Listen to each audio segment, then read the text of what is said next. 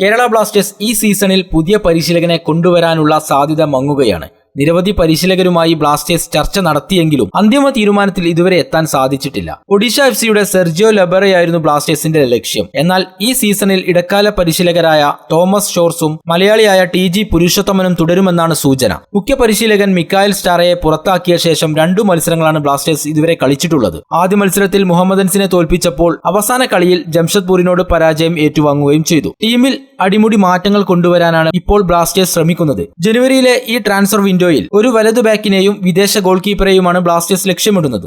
ഒഡീഷയുടെ പ്രതിരോധ താരം നരേന്ദ്ര ഗലോട്ടിനെ ബ്ലാസ്റ്റേഴ്സ് ടീമിലെത്തിക്കാനും ശ്രമിക്കുന്നുണ്ട്. അതേസമയം പ്രതിരോധക്കാരൻ പ്രബീർ ദാസിനെ മുംബൈ സിറ്റി എഫ്സിക്ക് വായ്പാടിസ്ഥാനത്തിൽ ബ്ലാസ്റ്റേഴ്സ് നൽകുകയും ചെയ്തു. മലയാളി താരം KP രാഹുലും ടീം വിട്ടേക്കുമെന്നും സൂചനകളുണ്ട്. നിലവിൽ 4 ജയം മാത്രമായി 10ാം സ്ഥാനത്താണ് ബ്ലാസ്റ്റേഴ്സ്. ഈ മാസം 5-ന് പഞ്ചാബ് എഫ്സിയുമായിട്ടാണ് ബ്ലാസ്റ്റേഴ്സിന്റെ അടുത്ത മത്സരം.